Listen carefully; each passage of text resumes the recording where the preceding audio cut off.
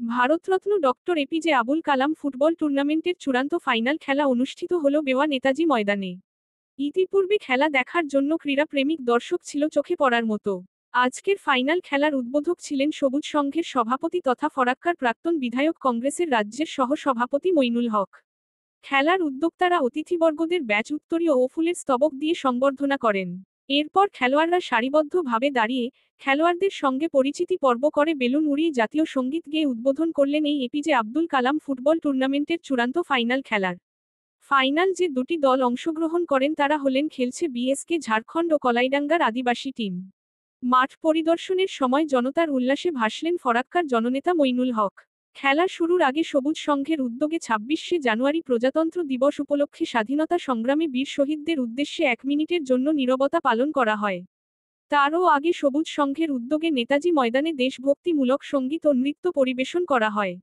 আজকের এই চূড়ান্ত ফাইনাল খেলার মাঠ থেকে মইনুল হক ফারাক্কার বিধায়কের উদ্দেশ্যে বলেন, আরে ভাই, চকলেট কি? সোনার কয়েন দিলেও তুমি ভোটে জিততে পারবে না।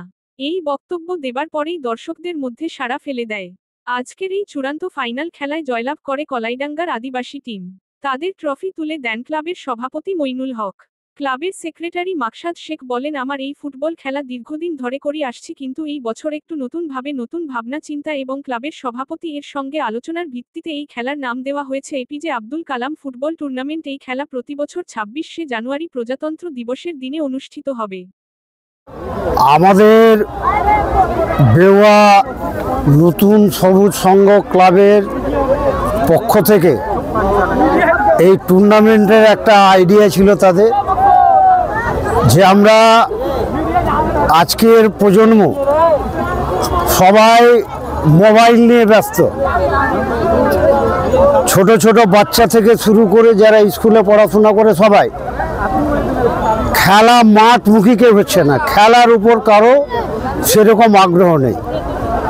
তাই বাচ্চাদের এবং যুবকদের যাতে মাঠমুখী করা যায়, এই জন্যই আমাদের বেওয়া সবুজ সংঘ ক্লাবের পক্ষ থেকে যে ফুটবল টুর্নামেন্টের আয়োজন করা হয়েছিল এবং একটা নাম দেওয়া হয়েছিল, আপনারা সকলে জানেন, সারা ভারতবর্ষের মানুষ যাকে শ্রদ্ধা করত, এখনও তাকে শ্রদ্ধা করে, তার নাম নিলেই আমাদের ভক্তি চলে আসে, শ্রদ্ধা আসে।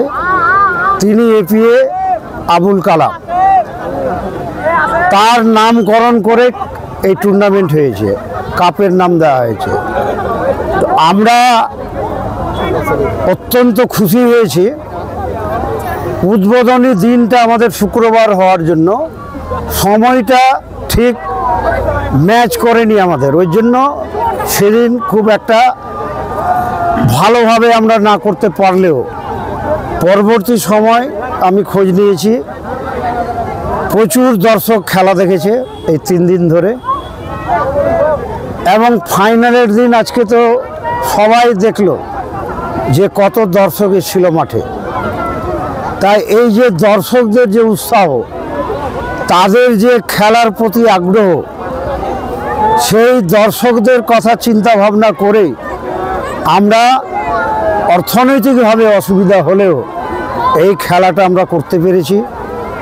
এবং ক্লাবের সদস্যরা একেবারে প্রায় 1.5 মাস থেকে অক্লান্ত পরিশ্রম করেছে তারা, তার জন্য এই সাফল্য তারা পেয়েছে।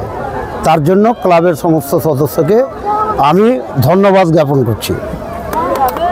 পাশাপাশি আগামী বছর আবার খেলা হবে এবং আমরা ওই শুক্রবারটাকে আমরা সময়টাকে আমরা হেরফের করে নেব, হয় আমরা শনিবার করে নেব, না হলে যদি শুক্রবার করি তাহলে সেকেন্ড হাফে করা হবে, ফার্স্ট হাফে করা যাবে না।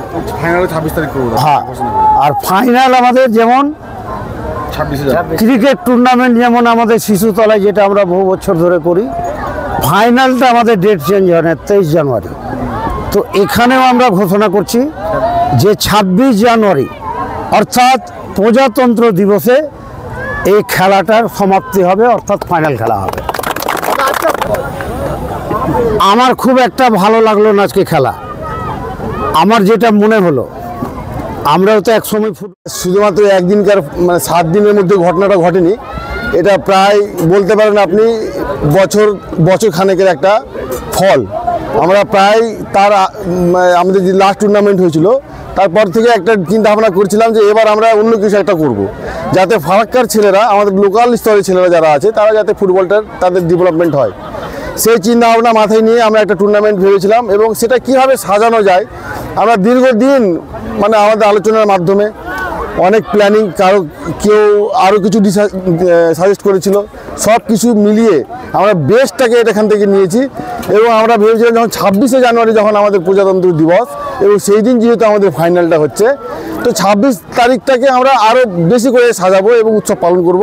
তারই একটা আইডিয়া, এই ফ্ল্যাগ উড়ানো, প্রত্যেকটা দর্শকদের হাতে জাতীয় পতাকা তুলে দেওয়া, এটা সবাই সম্মিলিত একটা আমাদের প্রচেষ্টা ছিল। এই খেলা কতদিন আগে শুরু হয়েছে? আজকে কোন কোন টিম এই খেলায় অংশগ্রহণ করে? খেলা শুরু হয়েছিল 2024 সালের 22শে ডিসেম্বরে। এই খেলার শুভ সূচনা হয়েছিল, মানে ট্রফি যেটা দেখলেন, ট্রফি আমাদের এপিজে আব্দুল কালাম চ্যালেঞ্জ কাপের যে ট্রফি, সেই ট্রফিটা উন্মোচন করা হয়েছিল 22শে ডিসেম্বর। সেই দিনে দিন তারিখ ঘোষণা করা হয়েছিল 24, 25 এবং 26 জানুয়ারি আমাদের খেলাটা হবে। সেখানে 16টি দল পার্টিসিপেট করেছিল, ফারাক্কা এবং পাকুড় এবং বারোয়া ব্লকের মিলিয়ে, বেশিরভাগটা ফারাক্কারই ছিল। এবং 16টা টিমকে আমরা ক্লাবের পক্ষ থেকে একটা সেট করে জার্সি এবং একটি করে ফুটবল দিয়েছি। এবং ফাইনালে আজকে যে দুটি দল খেলেছে, কালাইডাঙ্গা আদিবাসী ক্লাব আমাদের বাহাদুরপুর অঞ্চলে ফারাক্কার, এবং বিএসকে কলেজ থেকে বারোয়া, তো এই দুটো টিম খেলেছে ফাইনালে। আজ দীর্ঘ 12-13 বছর পর কালাইডাঙ্গা আদিবাসী ক্লাব চ্যাম্পিয়ন হয়েছে। আগামী বছর আরো নতুন চিন্তা ভাবনা?